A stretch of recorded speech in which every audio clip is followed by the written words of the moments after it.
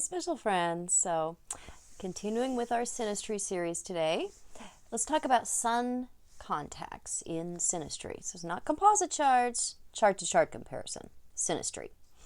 So, sun to sun contacts show how well your egos, your energy levels, your vitality and personal expression, your identity, how well that's going to mix. These contacts can also show your personal goals and how well those are or are not going to mix. So your personal objectives. Good aspects between suns point to a good getting along of the identities, the goals, the vitality, the energy levels. You get what each other is about. You're not going to grate on each other. Hard aspects show how the two people's egos and sense of self rub each other the wrong way. You feel like the other one is trying to squash your expression, or they have a problem with how you naturally are. We feel like our selfhood is at stake, and we can fight each other for it. Our energy levels also, physical vitality is very different. So this can contribute to feeling like the other person just isn't up for what you are. And we feel like they aren't in step with our own plans for living. Sun-moon contacts I covered in my last video when I was talking about moon aspects in synastry. So you can refer to that one to check that out. And Sun-Mercury contacts. Let's talk about those. That shows how well your behavior and your thinking are going to get along. The everyday of the Mercury person and the total sum expression of the Sun person. So, and these aspects are generally lesser felt than other aspects, unless you have a hard aspect. We're going to pick up on that. So good aspects are pointing to the sun's behavior and sense of self being very in tune with the rational part of the Mercury, how they interpret what's right, what is correct, what's the proper way to be, how should we go about the details of our daily life. Hard contacts between these two are most often going to affect the Mercury person. They are going to view the Sun person as wrong in some of their behavior. And this contributes to criticism from the Mercury person because they feel like that's what's required to fix the Sun person, make those adjustments so they are more acceptable or correct. The Sun person can view the Mercury person as stiff or critical or unaccepting. So these are ones to pay attention to if you see them, because they're going to show up more on the daily scene between the two of you. Sun-Venus contacts in synastry are linking the sense of self in the Sun and the capacity for giving and loving and the tastes in the Venus person. The easy aspects are excellent because they contribute to the appreciation between the two people. We value the behavior and expression of the Sun person. We could even find them beautiful. We appreciate them, their passivity and the giving qualities in the Venus person, and we can find them to be quite pleasing. And so it's very, very good to have the easy contacts. The hard aspects are not so great unless it's the opposition, because that's actually usually good in romantic relationships. The opposition, not necessarily other types of relationships. Would this be a positive? The hard aspects between the Sun and Venus do tend to trigger selfishness, mostly in the Venus person. Self-indulgent tendencies, ego gratification in the Sun person. So they can be something to watch for. Sun-Mars contacts in synastry bring the energy levels and energy expression into conversation between the two planets. We can see the egos getting along very well with the good aspects and going to war, or at least challenging each other with the hard aspects. The easy aspects link your energetic participation in a really, really good way. You're likely to reach out and grab what you want in life in a very similar style. The physical attraction is also very, very high with good Sun Mars aspects. Actually, usually with all the aspects, but that is something too that will get more annoying over time with the difficult ones. The timing with the good aspects is very, very, very similar. So we don't cause each other to feel like we're wrong or we need to prove something with the easy aspects. And like when one's going right, the other one isn't going left, so we're like missing each other. The hard aspects increase the chances that the two egos are going to feel negated by each other, challenged to prove that they are right. We can see a lot of triggers going on between two people because they feel that they just cannot let something go until they show the other person that they have come out on top. So we can feel that we act in counterproductive ways because our energy levels are not flowing together with the difficult aspects between the Sun and Mars.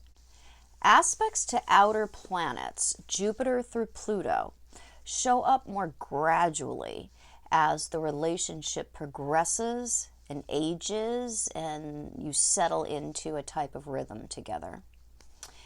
You don't know how the outer planets are going to function at a deeper level at first. Now, there are things that can come up quickly, like Venus-Uranus contacts, but then again, the truth of that contact is going to come out more over time.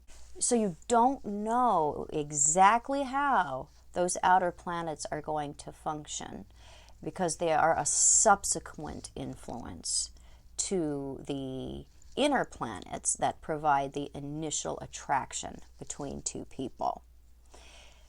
The outer planets are the ideological, religious, and political motivations in people. And those are going to show the similarities or the differences over time. The inner planets are about personal attraction, but the outer planets are about a deeper compatibility. You don't get a sense of how those function between the two of you until you settle down into a relationship. The differences in the outer planets can gradually wear away the connections that the inner planets make. They hold the more ultimate weight when it comes to compatibility, because we can feel any which way about each other, but if we aren't about the same things, or if we have major ideological differences, our feelings don't matter. They do not matter because we're not going to be able to make a functioning relationship out of things. Sun-Jupiter contacts link the identity and the vitality and the some personal expression of the some person with the beliefs and the ideology, the buoyancy and the hopes, the ecclesiastical ideas of the Jupiter person. Good aspects are going to trigger the generosity, the enthusiasm of the Jupiter person. They want to promote the Sun person. They want to spend on the Sun person, to show them off. The ascendant is very much the same when it's in contact with Jupiter. The Jupiter person wants to compliment them, buoy them up. They see them as ideologically aligned and acceptable. Hard aspects between the Sun and Jupiter amplify selfishness, overreactions, differences in deeper opinions or beliefs, self-indulgence even. The square, the inconjunction, the semi-square, the sesquiquadrate are the hard aspects that you want to watch out for. The opposition is not really a difficult aspect. It's actually usually positive in synastry. We see drama and high emotion as in the exchanges between two people with the hard aspects. Sun-Saturn aspects link the sum total personal expression of the Sun person and the success factor of the Saturn person. What do they want to achieve? The Saturn person will interpret the easy contacts as adding something very meaningful to the relationship. And the Sun person can feel the Saturn person is a steady influence that is also deepening a lot of the meanings in their own life. They are more serious as a result of having contact with the Saturn person. And the Sun person can find the Saturn person to be reassuring. The Saturn person sees the Sun person as sensible with the good contacts. And these are good links for longevity of a relationship because we're going to have similar ideas about outcomes, eventual goals, what we want to become. The hard aspects are not easy to deal with in synastry. The two people feel that there is a mismatch in the horizon that they are both looking toward. They feel that they don't have a comrade, a partner, somebody who's on the same road. And the Sun person can be seen by the Saturn person as immature or frivolous. And the Saturn person is viewed very often as a stick in the mud. And so the Sun person often must mute their behavior to avoid the judgments of the Saturn person. And the hard aspects don't usually lace even a new relationship with easiness. And those are going to show up as tougher over time. And hard aspects between the Sun and Saturn will often actually keep a relationship from forming or from growing. It's not a happy thing if the Sun person feels that they need to filter themselves or stay out of the Saturn person's way to avoid criticism. Sun-Uranus aspects link the personal expression and the identity of the Sun person and the freedom factor, the rebellion factor of the Uranus person. The Sun person can feel liberated by the good aspects between the two. Free to be who they are. And the level of acceptance is very high. And this makes the Sun person feel that they're okay. It allows both people then to let it all hang out because the Uranus person doesn't realize that they're putting this out there. It's more of an unconscious thing. The Sun person, the personal planet's always going to pick up on that, and then the Uranus responds to that. It's always how it works in synastry with Uranus contacts. So the friendship is very solid. We like each other with these contacts. So there's a lack of judgment or stuffiness or formality between the two of us. The hard aspects are going to bring differences in what rewards you seek, what dreams you may have. Uranus has a lot to do with how we will be free or not.